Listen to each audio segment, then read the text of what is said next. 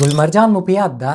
په کابل کې د انګلیسي ژبې له یو کورس نه به چې راووته په بل به ورننوته او له هغې نه به چې فارغ سو بیا به یې بل کورس ځان لپاره نیولی و. 2 کاله یې همدغسې خوارۍ کولې.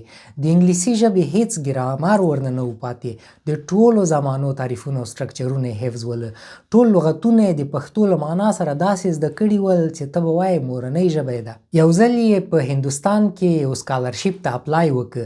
هغو ورته زنګ راووهه او غوښتل یې چې په انګلیسي ژبه ورسره مرکه وکړي. چې کله یې ټلیفون وکړ نور یې ژبه ونښتله، نه د هغو په خبرې پوهېده او نه یې خپله څه ویلی سوی. د انګلیسي ژبې یو بنډل سرټیفیکټونه یې درلودل. 2 کاله یې خوارۍ کړې وې، په زرګونه افغانۍ یې فیسونه تحویل کړي ول، خو کله چې ضرورت سو په انګلیسي ژبه کې هغه څه نه ول زده چې باید زده یې وی. د ګلمرجان په څیر ډیری ځوانان د ژبې زده کولو لپاره زحمت باسي، پیسې خاورې کوي، وخت ټاکي، خو هغه رقم نتیجه چې هغه باید واخلي نه یې اخلي. راځئ په دې ویډیو کې 5 هغه غلطیانې په نښه کړو چې د ژبې زده کوونکي پرته له دې چې پوه سي ترسره کوي یې. که تاسې هم د ژبې زده کوونکي یاستئ نو دغه 5 غلطیانو ته پام ونیسئ، له دې نه ځان لرې وساتئ تر څو تاسې د ژبې له زده کولو نه ښه نتیجه ترلاسه کړئ. لومړی غلطي: ډیری زده کوونکي فکر کوي چې یوه ژبه له ګرامر او لغتونو جوړه ده. که چیرې دوی ټول لغتونه حفظ کړي او ګرامري قاعدې زده کړي نو دوی به وتوانیږي چې هغه ژبه زده کړي، خبرې وکړي او پرې پوه سي. په حقیقت کې یوه ژبه مخکې له دې نه چې له ګرامر او لغتونو جوړوي، له آوازونو او له سمبولونو جوړه ده چې یوه خاصه معنا انتقالوي. که چیرې د خپلو سترګو په کومک سره، د خپل فکر او د مخکې علم په کومک سره په نوي غږو باندې او خطونو سمبولو په معنا باندې پوه سو، دغه ژبه د ګرامري قاعدې او د لغتونو معنا په طبیعي ډول موږ زده کولی سو، لکه څنګه چې مورنۍ ژبه موږ خپله زده کړله. د ګرامر تیوري او ګرامري سټرکچرونو باندې پوهېدل یوازې تر دې حده پورې ضرور وي چې موږ سره د یوې جملې او یا د یو مفهوم د معنا په پوهېدلو کې مرسته وکړي. د بیلګې په ډول تاسې غواړئ چې جرمني ژبه زده کړئ او دې جملې سره مخ کیږئ: Ich komme später an.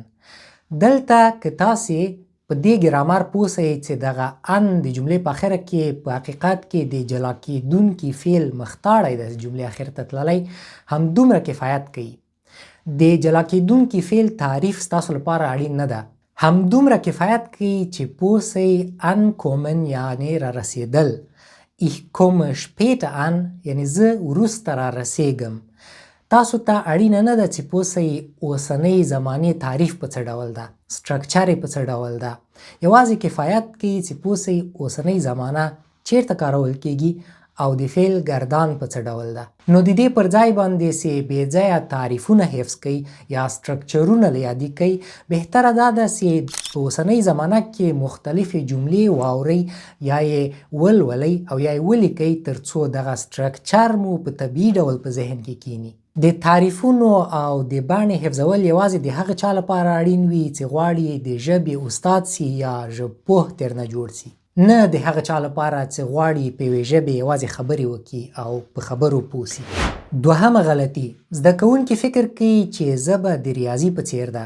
که چیرې موږ پکې یو فرمول زده کړو او استاد راته یو 2 سواله حل کړي، نور سوالونه به موږ په خپله حل کولی سو. په حقیقت کې ژبه د ریاضي نه ډیر زیات توپیر لري. تاسې که چیرې یو ګرامري سټرکچر باندې پوه سئ، د هغه د زده کولو لپاره تاسې باید ټولې احتمالي جملې او حالات یو ځل ولولئ یا یې واورئ تر څو په ذهن کې مو کیني. لکه د آینس په کچه کې یوازې یو څو ګرامري جوړښتونه دي او 200 لغته دي. که دا ټول تاسې راټول کړئ په 10 صفحو کې ځایږي. خو د دې لپاره چې تاسې سم زده سي نو د هغه لپاره دومره ډبل یو کتاب جوړ کړی وي.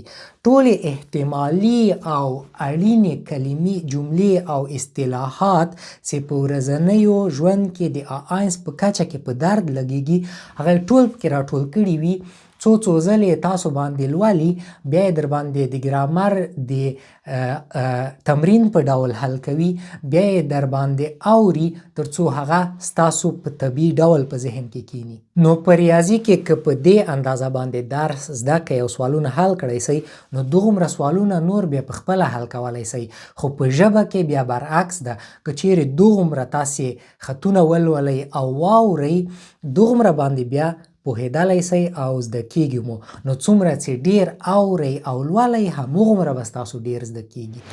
دریمه غلطي، زده کوونکي فکر کوي که چیرې موږ د ورځې شل یا 10 لغتونه حفظ کو نو یو 2 کلو کې به مو ژبه بشپړ ډول زده سي. په حقیقت کې باید د انسان مغز بشپړې جملې واوري یا ولولي او د لغتونو معنا او مفهوم د هغې جملې په منځ کې زده کړي او پرې پوه سي.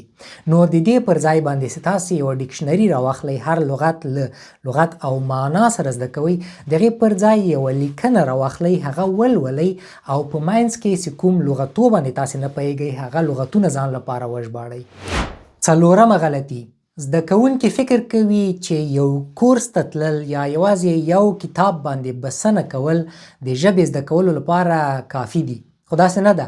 ژبه یوه ډیره پراخه او له ډیرو پیچلو موضوعاتو ډکه یوه وسیله ده.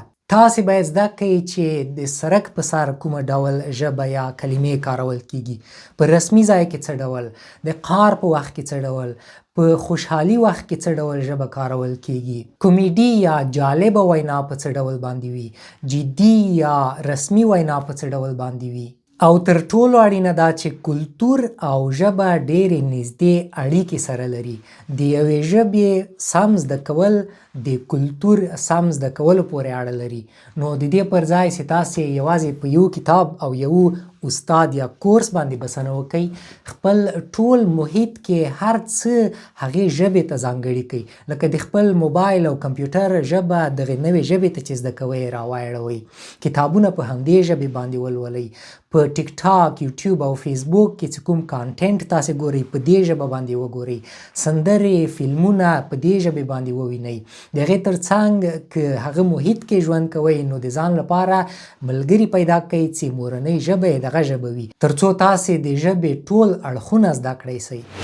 او بالاخره پنځمه غلطي چې زده کوونکي فکر کوي په یو 6 میاشتني یا 10 میاشتني کورس کې به دوی وکړی سي چې ژبه زده کړي. په حقیقت کې د ژبې زده کول یوه اوږده پروسه ده. ځینې وخت کلونه وخت نیسي چې مغز په طبیعي ډول باندې د هغې ژبې جوړښتونه، معناوې او ټول لغتونه، کلمې او اصطلاحات په طبیعي ډول په خپل مغز یا په خپلو نیورونونو کې پاخه کړي. ځینې وخت کیدای سي یو څوک په 6 میاشتو کې د ژبې یو متوسطې کچې لکه B1 یا B2 ته ورسیږي، خو دغه کچه سره له دې چې د دوی په هغه کچه کې لغتونه او ګرامرونه زده وي خو په خام ډول یې زده وي. د دې پخول او برته په روانه توګه په خبرو پوهېدل او خبرې کول بیا وخت ته ضرورت لري. نو د دې پر ځای چې د ژبې په زده کولو کې تلوار وکئ، ځان ته تشویش پیدا کړئ، ځان له نورو سره مقایسه کړئ چې کورس ته لاړم یو کال مې تیر که ولې په خبرو نه یم راغلی، ولې خبرې نسم کولی. د دې پر ځای په حوصله‌مندۍ سره د ځان لپاره کافي وخت ورکئ او په کراري باندې ژبه زده کړئ. دا یوه طبیعي پروسه ده، نه د منډې یوه مسابقه. نو دا ولې هغه 5 ډېرې اړینې غلطۍ چې د ژبې زده کول ډېر ستونزمنوي ستاسو لپاره. بدون له شکه چې د ژبې په زده کولو کې زده کوونکي نورې کوچنۍ غلطیانې هم ترسره کوي چې بیا به په راتلونکي خپرونو کې په هغو خبرې وکړو. خو تاسې هم حتما غلطیو ته متوجه سوي یاستئ د ژبې په زده کولو کې. هغه راته په لاندې برخه کې په کومنټ کې ولیکئ، نور زده کوونکي او نور ملګري به هم هغه ولولي او له هغې نه به ګټه پورته کړي. که دا ویډیو ستاسو خوښه شوې وي حتما زموږ د حمایت لپاره دا ویډیو در سره لایک کړئ، نورو ملګرو سره یې شریکه کړئ. تر بلې ویډیو او خپرونې پورې د الله په امان.